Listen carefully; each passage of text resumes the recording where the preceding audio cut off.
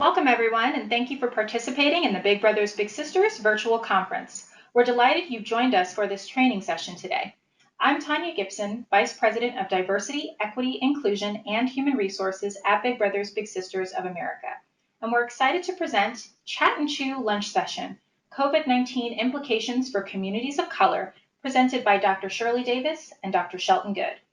As President and CEO of SDS Global Enterprises Incorporated, Dr. Shirley Davis brings a unique background as a seasoned HR and diversity and inclusion global thought leader, a senior executive, a certified leadership coach, and a former chief diversity and inclusion officer for several major Fortune 100 companies. She's worked in more than 30 countries on 5 continents and delivers more than 80 speeches a year. She continues to consult, coach, and present to leaders at all levels of an organization, in all business sectors, and across a number of industries. Dr. Shelton Goode is the President and Chief Executive Officer of Icarus Consulting. Icarus Consulting is a veteran-owned firm which helps companies build a diverse workforce and create an inclusive workplace. This is accomplished by partnering with clients to develop strategies to attract, develop, and retain highly skilled talent from an emerging diverse workforce, and at the same time enhance the engagement, knowledge, and skill of current employees. Dr. Goode has over 20 years of HR and D&I experience, and he has held executive positions in several global companies. All lines are muted, but you can ask by typing your questions into the question box today. We will address most questions at the end of today's session and hope to answer all of your questions during our time today. If not, we will follow up with you after the webinar. The webinar is being recorded, and you can access the recording later in the on-demand video library on the conference website. As a reminder, the virtual conference will end on June 26th with a celebration recognizing BBBS agencies, matches, and the national bigs and littles of the year. Make sure to check out the conference website for more details on this event and the full list of trainings being offered during the virtual conference.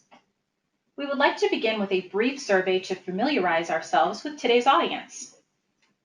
At this time, please view the slide in front of you and follow the directions to respond either via text by texting bigger together, no spaces, to the number 22333 on your cell phone. Once you're prompted, you can respond to the first question on the screen, or you can respond to the poll by visiting the URL pollev.com/biggertogether to enter your response at this time.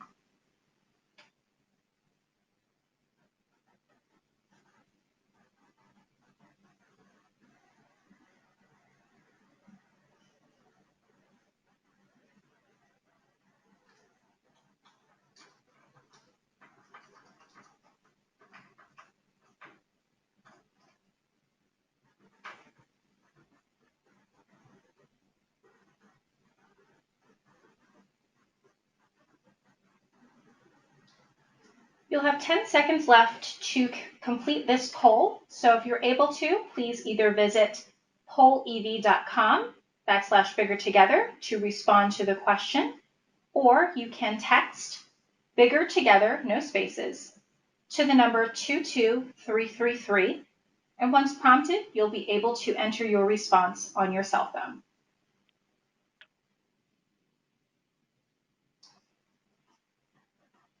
Thank you for this first response. The polls are now closed.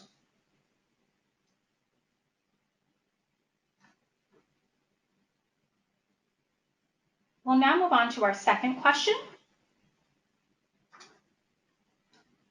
So again, the instructions, you can either text to the number 22333, and once prompted, you can enter the word bigger together.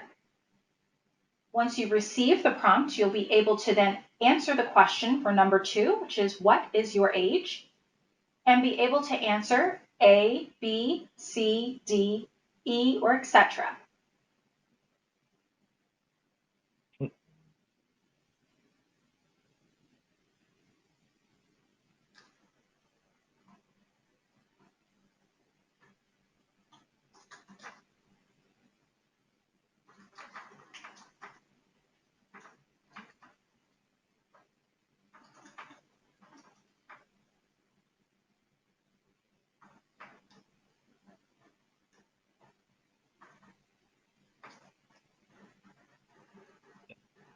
There are now 10 seconds remaining for this poll. So again, you can either visit pollev.com/biggertogether to then answer the question, what is your age? And provide your response with either A, B, C, D, E, or etc.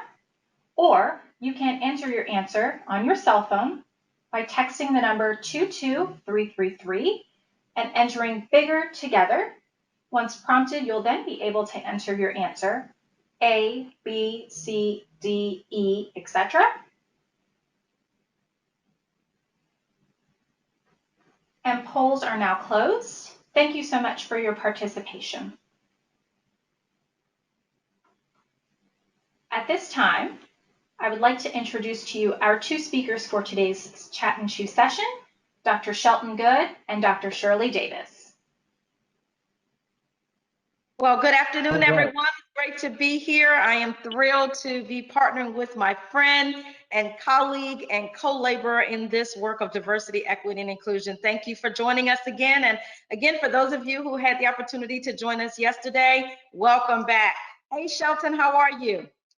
Hey, Shirley, how are you? And so, like you, super excited to be back. For those of you who joined yesterday's session, where we had a good conversation with the CEO, Pam.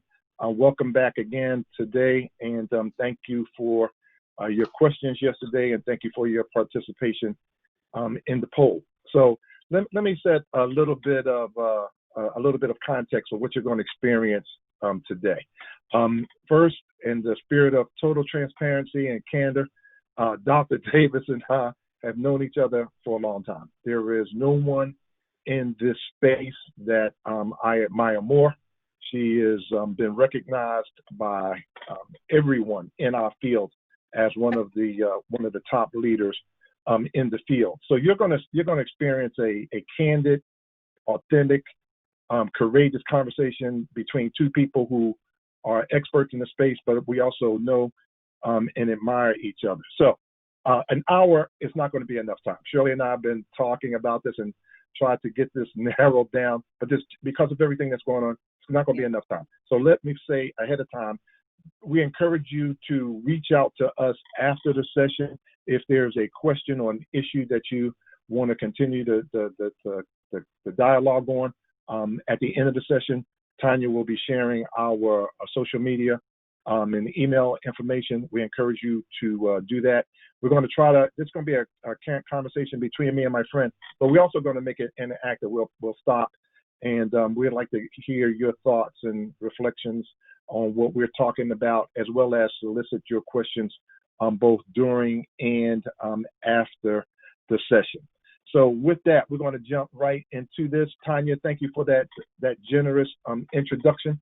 But I think, Shirley, people would like to know a little bit more insight. That's the stuff that they can get, on LinkedIn or, Google if they were to Google us. But I think they want a little bit of insight. And so I'll go first and say, who is Shelton Goode? I'm a father, a grandfather, and I'm proud of both of those things, a husband to a wife who's also in the diversity space. And my passion, and when I'm not working, is listening to music. And I'm old school. So I'm probably one of the few people that left that has probably close to 10,000 albums. And I actually have a turntable that I play those albums on and listen to them through my headphones. That is old school right there. You still got a turntable? So that's a little bit about me. Shirley, talk that. Well, give me your favorite R&B old school group. My very favorite of all time, the Osley Brothers. Osley Brothers. Yes, all right, sir. Mine is Earth, Wind, and Fire. So not far from each other. Yeah. Well, hi, everyone. So you've already heard a little bit about my background, and you heard some of that yesterday as well. So I'll tell you some things you may not know. I actually was born on Juneteenth. So yes, I am now away on vacation, but I had to be with Big Brothers and Big Sisters of America. So I am literally on my vacation sharing it with you. And after this session is over, I'm heading right across the street to the beach. So not only was I born on Juneteenth, but I was actually that year born on Father's Day. So I am a gift to my dad, and he is still alive, 77 years old. So I'm excited to be a daddy's girl. I am in Tampa, Florida. That's where I lived. I moved here 4 years ago because I am a punk in the cold weather. I wanted to be near the warm weather all year round and the best beaches in the country.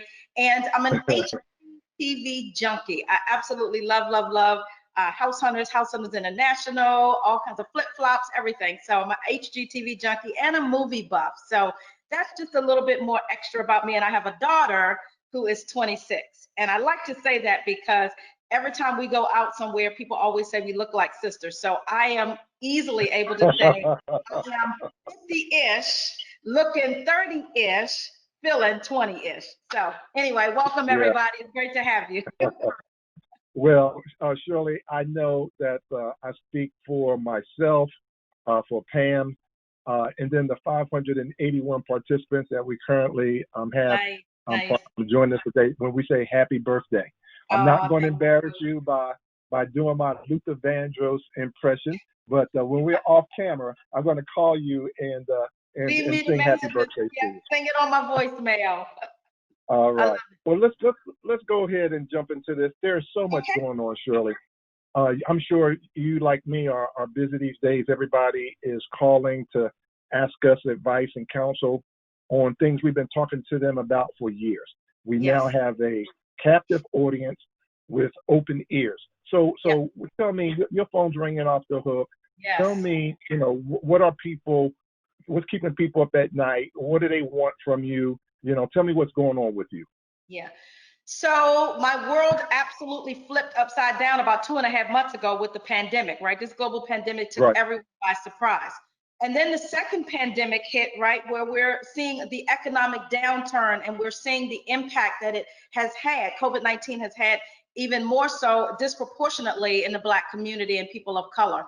And then third pandemic, right, has been this civil unrest and these protests and the injustices that we keep hearing and talking about and unfortunately seeing live and in person with video of the killing of unarmed Black Americans. And that's really the reality of the day, but the injustices are not anything new. I'm thrilled though to see, I have been so excited and humbled and just, it's been a pleasant surprise to see so many people, Black, brown, white, yellow, all kinds of colors, ethnicities, backgrounds, are out and about saying this has got to stop. We've got to have some change happen. And so I appreciate the many people who have stepped in and said, this is unjust. This cannot be the reality of America today. And that we've got to really focus on having some real authentic and tough conversations, but to really make some change. So that's been a lot of my sort of the conversations that I've been having as clients. New people have called me from all over the country wanting a couple of things. So the biggest things is, hey, help us with messaging. We want to make sure we get this right. Or some of them who went out there too soon, too quickly, didn't get some insight and some coaching from diversity experts and said, oh God, help us. We've been tone deaf. We sent some stuff out and then gave us some backlash. So that's been some of my calls, coaching to both position the messaging, but also how to revisit and rewrite the comments.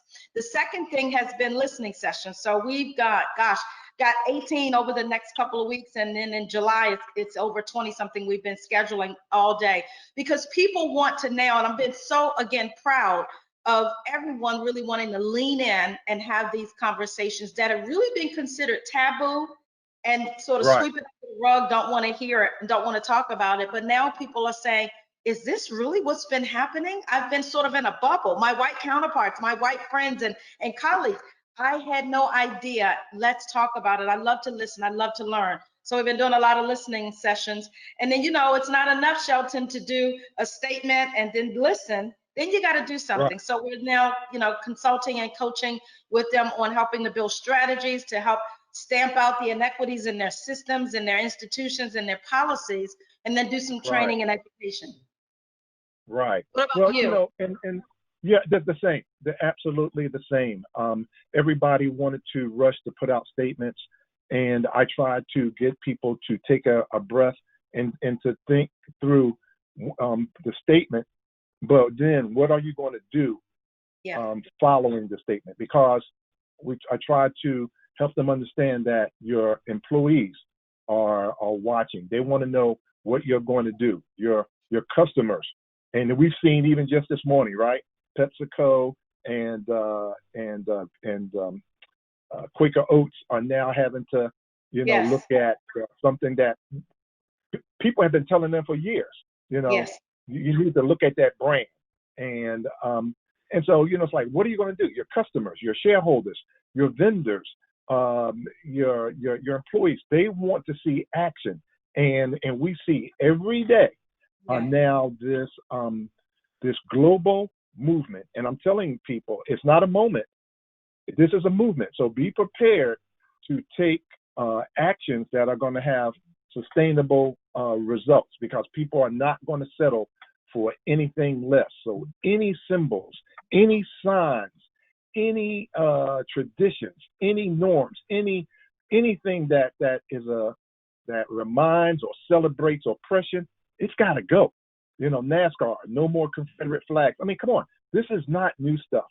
And so now what you have is people with an open ear, and fortunately, the low-hanging fruit is the things we've been telling them for a long time that you need to do. And so, and I'm talking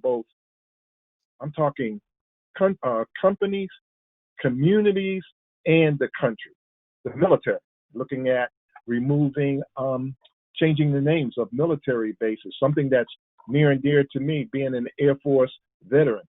There are bases that are named after not only Confederate War generals, but losing. Imagine, why would you name a military installation after a general who never won a military campaign? So I like it. I'm hoping that this crisis is truly a platform for social change. Me too. Me too. And there are some of this has been politicized, but at the end of the day, this is about the history of America and how we continue to see the historical, systemic, and institutional inequities, injustices, and discrimination. And it's about making some wrongs right. And it's about removing some of those artifacts, those norms, and some of those rituals that have a real sordid and unfortunate past, right? That reminds us of the days of slavery, and not only slavery, but not being able to vote, not being considered human, and literally being killed and lynched because of your race. So that's why this conversation is so important. And I don't know that everyone understood our history and the pain, because some people are like, well, that was so many years ago. How do you respond to that when they're, but that was like 400 years ago, and I wasn't the one who did it. Right.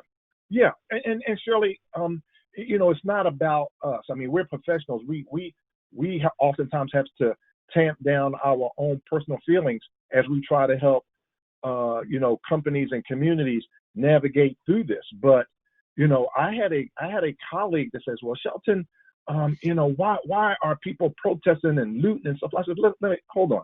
Let me tell you a story. I was a Air Force officer. I was pulled over in uniform, stopped, what I thought was going to be a routine traffic stop. I didn't think I was speeding, but the officer didn't even stop me for speeding. He asked me to step out of the car. He asked me to put my hands behind my back, handcuffed me, took me back to his cruiser. And you know what he said? That I matched the description of someone who had just broken into a private residence. Imagine this. It's 12 o'clock in the middle of the day. I'm in full uniform. In what sense? It doesn't even make sense. It still doesn't to this day. That he would think that a military officer would break into somebody's house in the middle of the day in uniform. And so, I still to this day, he called it in. It was clear that, wrong call, wrong person, wrong everything. No apology. Took the handcuffs off. And dismissed me with not even as much as "have a good day, I apologize." Wow. And I can go on and on and on. And I've had to tell that story to my sons over and over. And so people that don't understand you know, both the literal and the figurative knee on the neck. And it's a hard conversation. And so what I've been trying to do is have conversations with people who have stood on the sidelines silently, having heard these stories, having known about some of these situations, and never took any action to do anything. It's that silent majority, and that's why I'm slightly optimistic that this movement is going to bring about some changes, because finally some of the folks on the sideline who have been silent have come off the sideline and are now active in trying to bring about some change. And I know you've got similar stories, if not identical. Absolutely. And you know what's interesting is this is a watershed moment, and I keep asking others, why do you think now, right? Because we've been having this conversation. I've been a chief diversity and inclusion officer for 4 major organizations. 3 of them were Fortune 50 companies. And then I was, you know, chief diversity officer for the world's largest HR association, traveling all over the world, working in 30 different countries with leaders from all levels in the organization. And most of those at the very top don't look like me, right? Most of my clients are ones who are calling me because they're like, we don't know how to have this conversation. We don't know how to do this work. We don't know how to address this issue. And so, but yet I'm wondering, I've been working with many, many clients for years. Why now? Why are we seeing such a big push, focus, and an outcry now to where, like you said, you're optimistic that there will be change? Yeah. So I think the audience again would appreciate hearing us talk about how these murders. Let's not leave that, because especially given the fact that just over the weekend we had another killing right here in Atlanta. How have the murders, Breonna Taylor, George Floyd, Ahmaud Arbery, and now Rayshard Brooks, how and then the resulting protest, how has that impacted you? Because we do this for a living, so we have to constantly talk about it. We don't get a break until we go to sleep at night. We got to talk to families, we got to talk to friends, we got to talk to allies, we got to talk to companies, communities. How is it affecting you? Let's talk about you. How are you doing? How's this impacting you? Thank you. Thanks for asking. You know, for the first 4 or 5 days, I couldn't really talk about it, not publicly. I couldn't, you know, and I'm very, very visible on social media. And I'm always putting out blogs and statistics and, you know, have you thought of, and putting out, you know, just content. And I was just paralyzed. And I knew that people were wondering, okay, when is Dr. Shirley Davis going to say something, right? She's a D&I expert. But I was paralyzed with anger, hurt, sadness, disbelief, frustration. Here we go again, for a couple of reasons. One is because, like you said, we've been in this work for so long, and it's like, what kind of progress have we made? So I was having a little bit of a pity party there. But the other thing I was having really was some real crocodile tears, was because George Floyd, every time I saw that video, and after a while I just couldn't see it anymore, I saw my 3 brothers, right? I am big sister to 3 of my brothers who are gainfully employed, essential workers. One was a former police officer in Washington, D.C. My dad is 77 years old, and I've got 9 nephews between my 3 brothers. And I saw their faces, every one of them, when I saw the police officer allowing this life to be just totally zapped out. So that was really hard for me. They're all still now, they're precious to me, and they're law-abiding citizens. And yet, you know, they could have been the one that maybe someone gave a $20 bill to, who was that was a counterfeit bill, and they could have been in the same place. They have been stopped so many times. My brother, who's a police officer, has been stopped because he was in plain clothes and they didn't know he was a police officer. So it could have been any of them, and that was the hurtful part for me. And I wrote a blog on my social media site and LinkedIn called "I Want to Live and I Want to Breathe." But I say that because I want my brothers, my dad, my nephews, my colleagues, you're my colleague, and I see you in those pictures all the time. Right. And thank you for that. And I think, again, you know, everybody, I don't know anybody that hasn't been personally affected by what's going on, but for myself, in the summer of 2015, I think July 2015, we had experienced in a 12-month period from June of 14 to June of 15, 114 killings of unarmed black men. So here we are in 2020, and we thought that Trayvon and all those killings, Freddie Gray, Eric Garner, everybody. Yep. And I wrote about it in a book in 2015 called Crisis as a Platform for Social Change, from Strawberry Mansion to Silicon Valley. And I talked to both, the communities that were affected by those murders, as well as law enforcement. I wanted to find out from them, what they thought about it. I had hoped that I would never have to deal with a situation like that again, not on this kind of a scale. And here we are in 2020. So I was severely impacted by it. And, I've been asked by, publisher and friends, are you going to write a second edition or whatever? And I says, I need some time. I need my own personal time to be able to process this. So it's still pretty raw. Tanya, we've got some questions lined up for us, I believe. Yes, Dr. Goode, we have several questions. So the first question I have here for you, sorry, scrolling through just to get to our first question.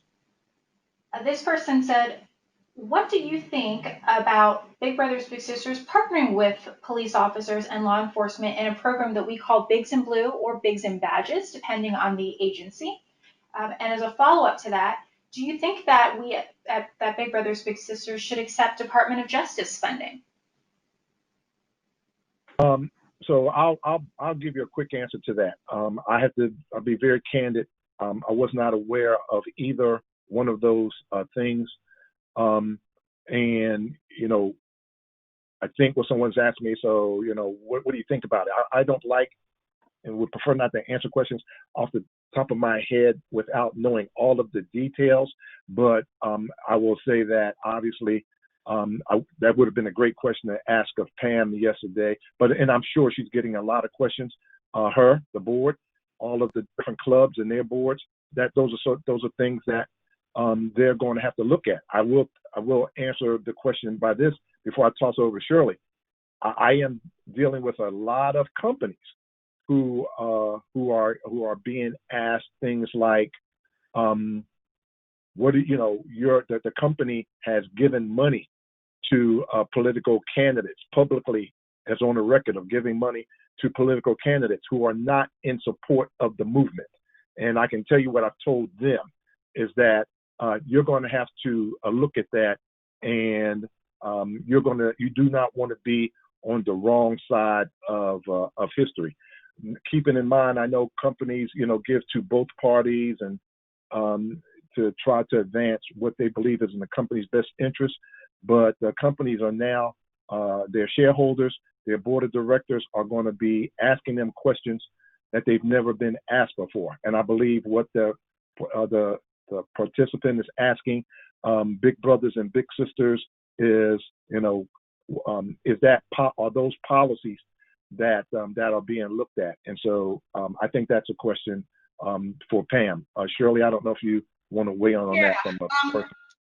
I do. I think that it's really important that you're partnering, that Big Brothers and Big Sisters is partnering with police departments, because I'm a big believer, having a brother who was also a police officer, of the importance of introducing the police to the community and allowing young children, allowing Black children, brown children, those who have been mostly affected and infected by police brutality, is to try to minimize that the great divide and the disparities that exist. Much of what's happening is that there's just not a lot of community involvement. And I think when young children, when their messages are, that the police are bad, and then the police's message about young Black men and young Black children is they're bad, they're criminal, right? They're bank robbers and all of that. I think there has to be this education and this partnership that comes together that demystifies both groups, where there's a learning, there's an education, there is a opportunity to partner with the parents. It's almost like the school systems too, with the parents, PTAs, working together as a family. This is a village, and I think having that village mentality is very, very important. Now, relative to taking money from the Department of Justice, that's a very political question, so I won't necessarily answer that again for the reasons that Dr. Goode said as well. But I do think it's important that if whatever funding that you're getting, if it's going to help you better create communities and bridges between the police and between those in underserved communities, underrepresented communities, and marginalized communities, then that would be a worthwhile effort. So again, thank you for the work you are doing with helping young children be educated and build that bridge, build those open communications and conversations, because the more that police are in those communities and they know the children and they understand who they are and their situations, there may be a much less amount of bias that happens that causes them to be afraid more than they are concerned.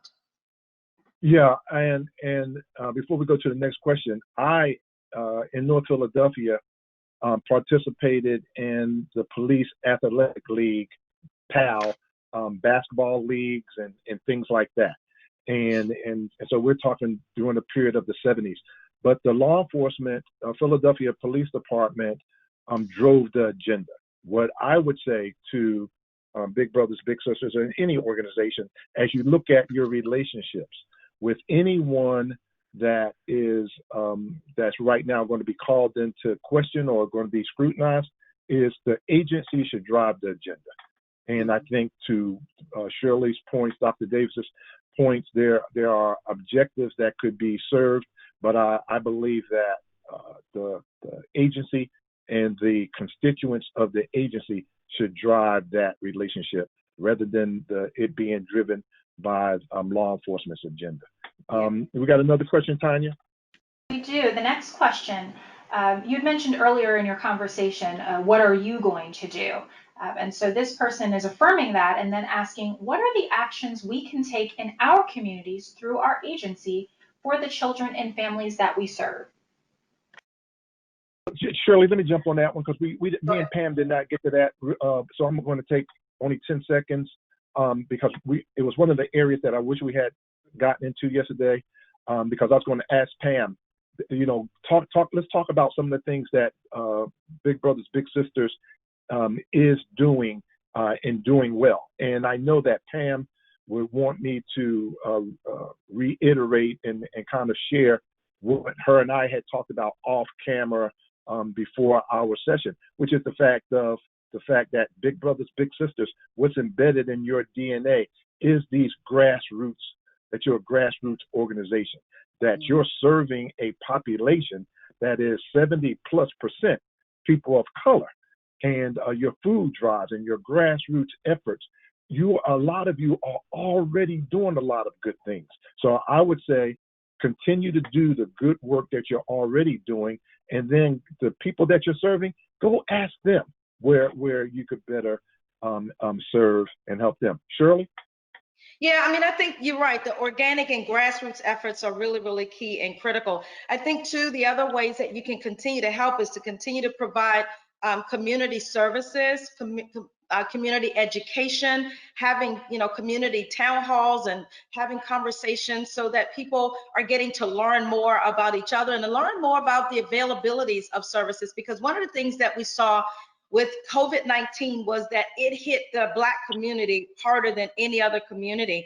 And part of that is because of where they live, lack of access to opportunities, lack of access to treatment, lack of access to even getting emergency care. So I think those are some things that we can help provide, give education to. And I'm a big believer too with Big Brothers and Big Sisters, because my daughter was involved in them in her area, in our region, when we lived in the DMV, DC, Maryland, Virginia. And there was a lot of really good activities after school. After school care was very, very helpful, as well as life skills training, preparing our young children to be, when they come out, they need to be able to communicate. They need to be good problem solvers. They need to learn how to be entrepreneurs. And to the extent that you can help them to get more vocational skills so that they can learn that there's many ways to be successful. And it may not always be going to college. It may be going to vocational schools and starting their own businesses. Those kinds of things are very, very helpful.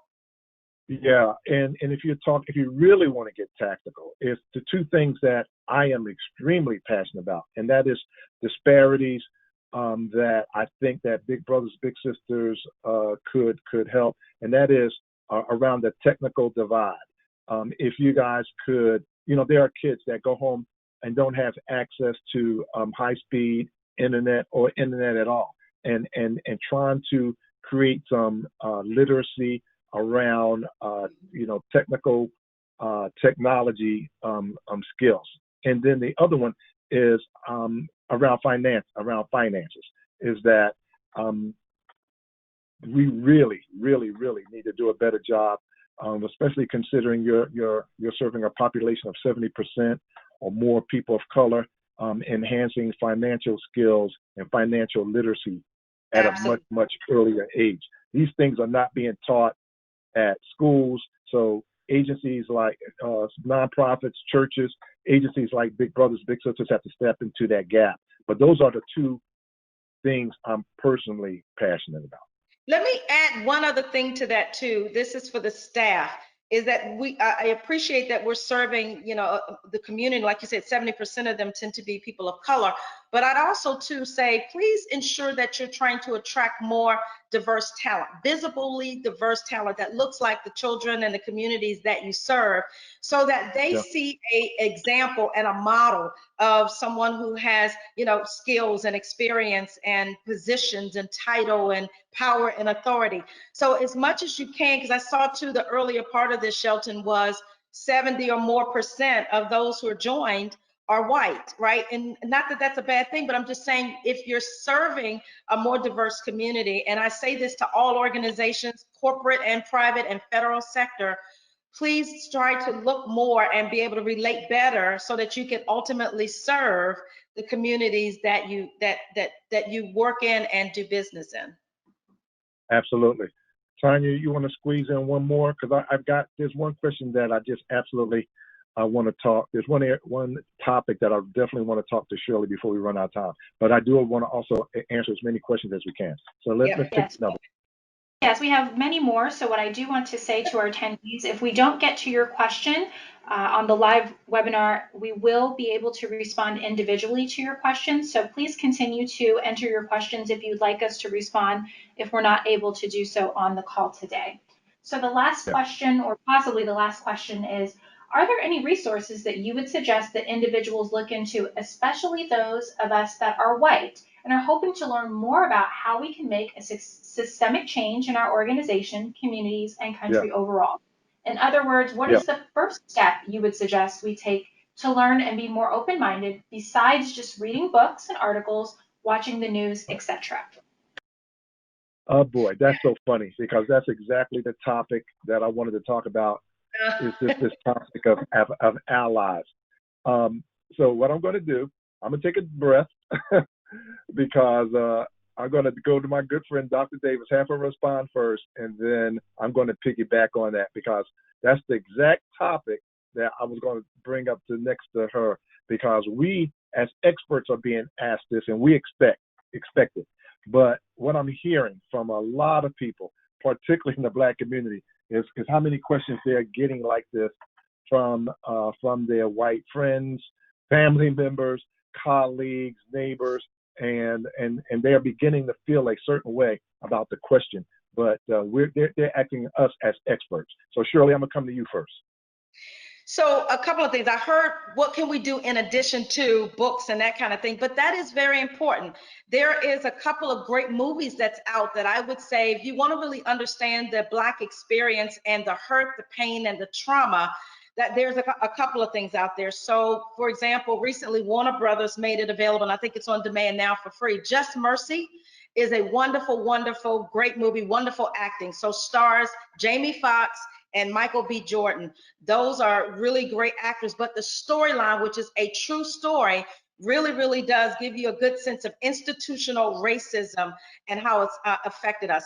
There's another one called The New Jim Crow. It's a book, but there's also some information of it on the YouTube, so you can check some of those out as well.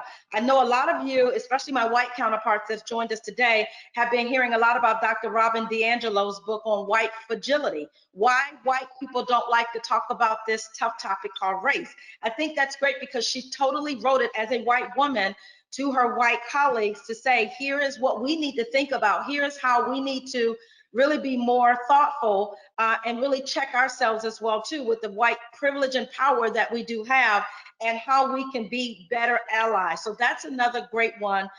There's another good, it's research called The State of Race in America. There's a great YouTube video out called Don't Be Colorblind, Be Color Brave by Melanie Hobson, who is a CEO of a Fortune 500 company as well called Ariel Investments. I recommend a couple of others. So it's a few of them. I'm looking at them now because I keep giving them out. One is called the 1619 Project. That's another really good one if you want to understand. And it's about the year of 1619, whenever the slave trade started. And then when you look at the other one around the new Jim Crow, that's really about the justice system, but it'll also share with you, again, it's a piggyback on all of the issues that we deal with Jim Crow laws, right? Which was all about how do we make sure that even though we've emancipated Black people from slavery, but that we're going to ensure that there are systemic and institutional ways that they still will not be able to ever have parity or equity or ever be able to succeed. So that includes everything from economics to redlining to ensuring that Black people can't even get loans, and if they do, they're at a much higher interest rate just because they're Black. There is, even because you're a Black person, your FICO score is lower just because you're a Black person, your race. So it's all of these kinds of systemic and institutional things. I encourage you to look inside of your own organizations, and as Dr.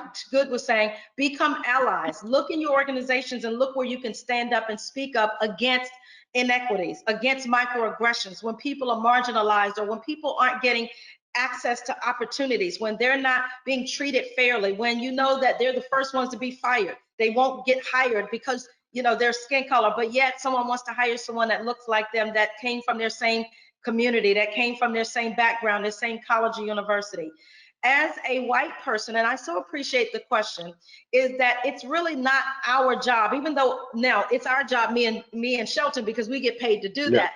But your Black colleagues and friends do not want to keep educating you on something about a painful past that we've had, when there's so many resources that's out there. If you just learn, just really seek to understand, that would be important. So that's the one thing as an ally, is don't expect us to teach you, but there's so many resources that's out there. Another step of an ally is to just recognize that there is pain. And when people share that pain, please don't try to marginalize it and say, well, I was talking to a person the other day and she said, well, and this was a white woman, a very, very good friend of mine, so I could check her on it.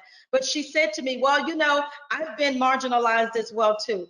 Girlfriend, it is not the same. So we have to have the conversation, a real, true, and authentic conversation. It is not the same. You never had to have the talk with your children about when you turn 16 and get your driver's license. When you hear the talk, many of you have not had to have that, about being afraid about your child not coming home at 10 or 11 o'clock at night. And your fear is that they've been stopped by a police or something has happened in that way. So I could go on and on. I'll send some resources to Tanya, but I have a list of about 12 or 13 things you can do to get up to speed on the realities of what we're facing, but also what are things you can do to be an ally. Yeah, and so thank you, Shirley. So you hit on several of the points that I was going to hit on. So I want to unpack this a little bit more. So we're going to stay here for a minute, because people now are wanting to do something, and we want to encourage that. But we also want to give you some, because this is what Shirley and I get paid to do, give you some specific things that you can do. And so obviously this whole thing about challenging, inappropriate behavior in the workplace, not tolerating or accepting people talking in derogatory terms about other colleagues or anyone in general. You just simply say, no, I'm not having it. That's not. I don't appreciate that. You know, coming off the sidelines, not being silent, not thinking that because you yourself are not racist or bigoted or whatever, but saying I don't want to get involved. That's not my issue, or that's not enough. It's not enough to do that. You have to now take affirmative action, not the affirmative action. You have to take positive actions to help and reduce things. And so again, I'm one of these people that believe people learn best through stories. So let me tell you again, 2 quick ones about what systemic racism looks like inside of a company and outside of a company. So I'll go internal first. We were interviewing a person to be a engineering supervisor at a company. And it came down to 2 candidates. And the hiring manager said, and I was facilitating the interview panel. And as the panel was debating and giving feedback to the hiring manager says, well, one of the panel members says, I'll call her Joan. I like Joan because she brings this to the job, and she has this strength. The hiring manager's response was, well, yeah, Joan is okay, but she went to Spelman, and is Spelman a good school? And the whole entire committee looked at him like, what planet did you fall off of? Spelman is a great school. They also have a great partnership with Georgia Tech, one of the best engineering schools in the country. How is it that this individual who lives in Atlanta and works in Atlanta does not know this? And you can't, because he didn't educate himself. It's because systemic biases in the organization favored engineers from Georgia Tech at the expense of everyone else. And that had just filtered and reinforced his own personal biases. The good story is the female from Georgia, from Spelman, did get hired for the job, and we use that as a coaching moment for that hiring manager. Externally, I'll go very personal because Shirley brought this up about redlining and credit scores. I was in Philadelphia, went to in Allentown, Pennsylvania, 57 miles, community 57 miles north of Philadelphia. Went to buy a home, and people say, well, what does being an ally look like? Well, my realtor, who knew that a certain area of Allentown was redlined, and that African Americans were not welcome there. She says, I think this would be a perfect place for you. In fact, I'm going to take you to, even though you have pre-approved financing and you're going to use a VA loan, I'm going to take you to a banker who I believe can beat your rate from Chase. We go to that bank, and that banker not only did he not give me the lower rate, he denied the loan outright, and I had a credit score that was, an incredible credit score in pre-approved lending. She said, you know what, I'm going to take him to Bank X since you're going to be stupid. We get to Bank X, and Bank X said, of course we're going to fund you, Dr. Goode. We're going to give you the better rate. But, I need to share something with you. I got a call from the other bank telling me to disapprove you because you wanted to go into this Applewood community, which they had redlined. That's what we're talking about. Yeah. Shirley, you talked about the pain. We started off behind the starting line. That's bad enough. We caught up, but then every time we progress, the finish line gets moved. Yes. It's like we always have to be better. We always have to be faster. Our credit score has to be perfect. We have to have pre-approved lending. We have to have VA guarantees for the loan. Everything for us has to be perfect just to stand an equal opportunity. That's the figurative knee on the neck. Yeah. That as an ally, you have to understand and get educated about these things before you can help. So the resources and then putting those things into action, I think, will help. So thank you for the question, because thanks for sharing that. I mean, hopefully everyone is hearing that. Shirley, you've got stories like that, I'm sure. Yeah. You've got stories like that. Yeah, I put about 5 of my personal experiences just yesterday. I put it up on YouTube, on my YouTube channel, and it's on LinkedIn. And I shared some of my own personal painful stories of being marginalized, overlooked, undervalued, chasing the carrot, jumping after hoops, and everything kept moving. But I hope everyone is hearing just some of our own personal stories. For those of us, we're on the front lines trying to fight and combat racism, injustices, discrimination, inequalities. There's so many more of us that work with you, that work for you, and that you serve. And I call us hidden figures, because we're doctors. We're PhDs. And I can't tell you the number of times that I've been told, even in that, as a PhD and a doctor, that I wasn't good enough. And when you've got to go get all this education, all these certifications, simply because you're trying to equalize, most people were telling me to get it didn't even have it themselves. So I appreciate all of you listening to us share just some of our own personal stories and experiences, but these aren't made up. These are real life stories that happen every day, all day. Tanya, we got a chance for one more question, or how do we want to close it out? Yes, Dr. Davis, I think we'll have time for one last question. I'm going to summarize from a few attendees, but I do want to remind all of our attendees that this webinar is being recorded and will be available on the conference website, which is conference.bbbs.org. Additionally, we've had lots of requests for the resources that you've mentioned, so we will compile all of the resources that have been mentioned, and there are others that have suggested. We do have a weekly email that's posted to our workplace group called Race, Relationships, and Resources. So each Tuesday we send out resources, so be on the lookout for that weekly email that's posted to the National Updates page if you're interested in seeing where all of the resources for diversity, equity, and inclusion reside. So our final question is, Mel, yes, Dr. You may want to remind them about the panel discussion coming up at 2 today, Eastern Time. Yes, thank you for that reminder. And we also have at 2 o'clock Eastern Time today, we have a panel discussion where Dr. Davis and Dr. Goode will be joined by 2 of our own agency leaders, Alicia Guevara, who's the CEO and president of Big Brothers Big Sisters of New York City, and Meredith Crow, who's the president and CEO of BBBS of Low Country, to talk more about our diversity, equity, and inclusion programs and their experiences as another panel discussion. So if you're able to join us, you can still register for that session as well. Cool. So our final question is, I was raised to be kind and respectful to everyone. I was not raised to think differently about anyone because of the color of their skin.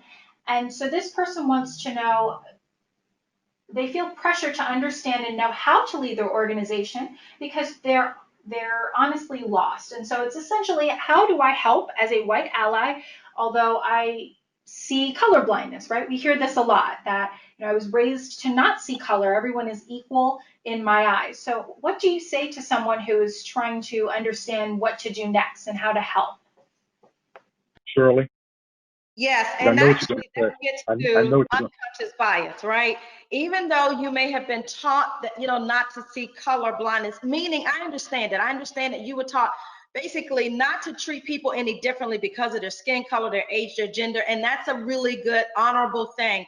But we also, as we have life experiences, as you get around colleagues, as you look at media all the time, we're constantly being programmed, even when we don't know that we are, and we are making decisions, whether you are aware of it. That's why it's called unconscious bias. So what's important to in your position is to recognize color is important, because when you say I don't see color, what you're saying is I don't see you. People have people have age groups, people have different orientations, they have different religious beliefs, but visibly you'll see some things. You see a person who's short and tall, you see a person who may be heavyweight and someone that may be lightweight. We see those things, and people want to be seen and they want to be valued. So to ignore that is, in one regard, is I don't use that as a hindrance to making decisions. That's great. But to say, I don't see you, we're all American, we are, but everyone is not treated fairly as an American. And so as a part of your development, I would say too, is to make sure that you have a broad range of people who you surround yourself with.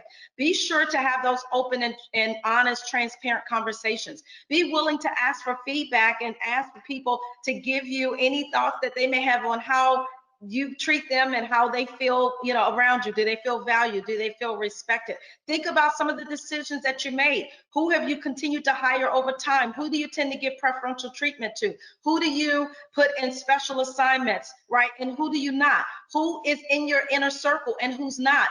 That will give you somewhat of an idea to where your biases tend to be, because even though you may not see color, it's having an effect because you may be around people who all look just like you. Yeah. Tanya, 30 seconds, please.